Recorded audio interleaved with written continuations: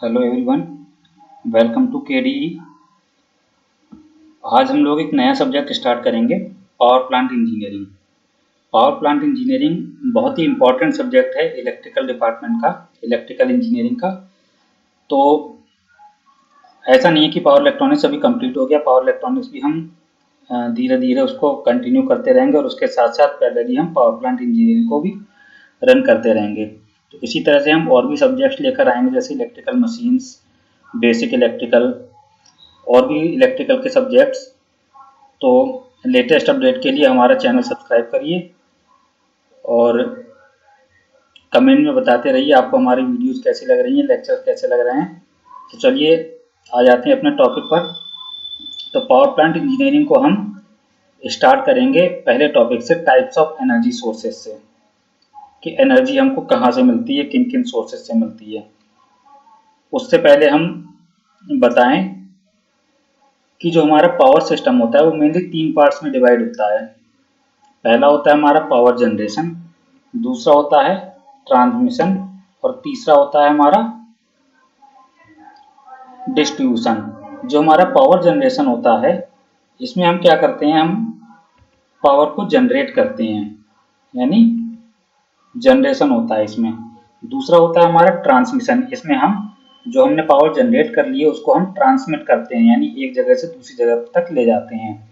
और तीसरा होता है जो डिस्ट्रीब्यूशन, इसके जरिए हम उस पावर को डिस्ट्रीब्यूट करते हैं कंज्यूमर तक, यानी उपभोक्ताओं तक। तो जो हमारा ये सब्जेक्ट रहेगा पावर प्लांट इंजीनियरिंग, इसमें हम मेनली पावर जनरेशन, जो पहला पार्ट है हमारा, हम इसकी बात करेंगे, केवल पावर जनरेशन की।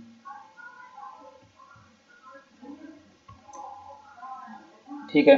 तो पावर जनरेशन में क्या होता है कि हम एनर्जी जो है किसी एक फॉर्म से दूसरे फॉर्म में कन्वर्ट करते हैं, और वो दूसरी फॉर्म होती है हमारी इलेक्ट्रिकल एनर्जी। यानी इलेक्ट्रिकल एनर्जी को हम किसी ना किसी दूसरे फॉर्म की एनर्जी से कन्वर्ट करके लेके आते हैं। ठीक है। तो जो लोग कहते हैं कि हम एनर्जी प्रोड्यूस कर रहे हैं, एनर्जी पैदा कर रहे हैं, वो गलत बोलते हैं। आपने पढ़ा होगा 9th या 10th क्लास में कि energy neither can be created और नॉर बी डिस्ट्रॉयड, यानी जो ऊर्जा होती है उसको ना ही नष्ट किया जा सकता है और ना ही उत्पन्न किया जा सकता है, पैदा किया जा सकता है। उसको सिर्फ और सिर्फ एक फॉर्म से दूसरे फॉर्म में परिवर्तित किया जा सकता है, यानी कन्वर्ट किया जा सकता है।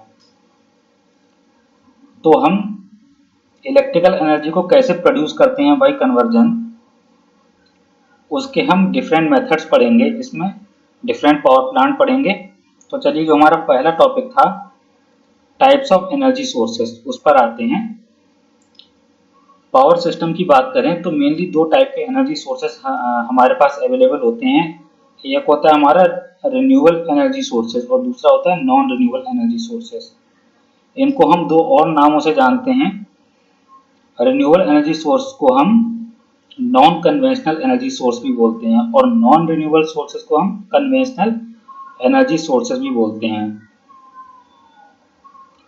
अगर हम प्रेजेंट पावर सिस्टम की बात करें तो हमारा जो इलेक्ट्रिकल एनर्जी है वो कैसे जनरेट हो रही है, वो नॉन रिन्यूएबल एनर्जी सोर्सेज यानी कन्वेंशनल सोर्सेज से जनरेट हो रही है, जैसे कि कोयला, तेल और नेचुरल गैसेस।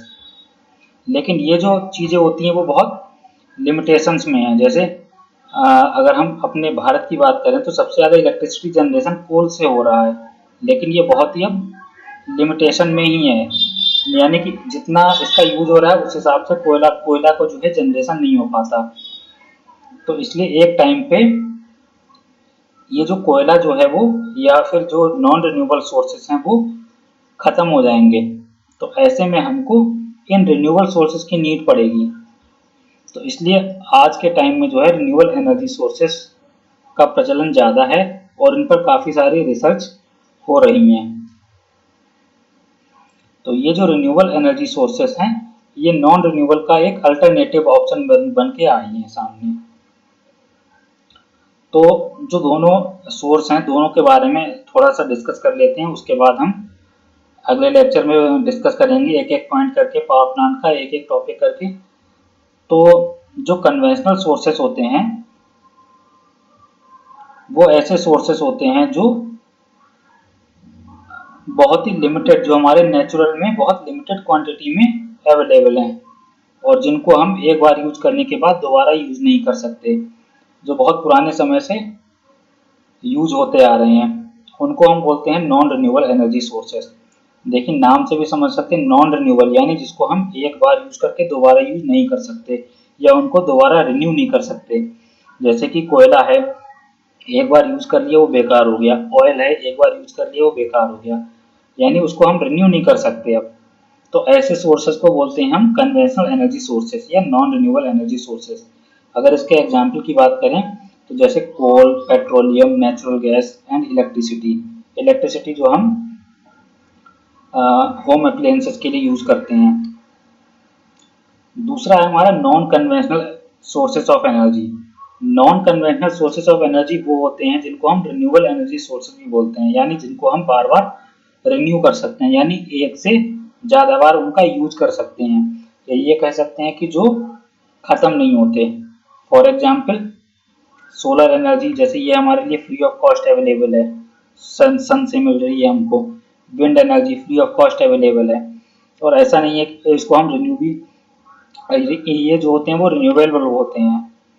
जियोथर्मल एनर्जी है, बायोमास एनर्जी है, टाइडल एनर्जी है। तो ये जो सोर्सेज होते हैं इनको हम बोलते हैं रिन्यूएबल एनर्जी सोर्सेज या नॉन कन्वेंशनल एनर्जी सोर्सेज। अब इस सब्जेक्ट में आपके सारे एनर्जी सोर्सेज के बारे में डिस्कस किया जाएगा, पावर प्लांट के बारे में डिस्कस किया जाएगा। जैसे अगर कन्वेंशनल की बात करें तो थर्मल पावर प्लांट हो गया आपका, न्यूक्लियर पावर प्लांट हो गया। नॉन कन्वेंशनल की बात करें तो सोलर पावर प्लांट हो गया, विंड पावर प्लांट हो गया, टाइडल एनर्जी हो गया, बायोमास हुआ, जियोथर्मल हुआ। ये सारे इस टॉपिक में आएंगे।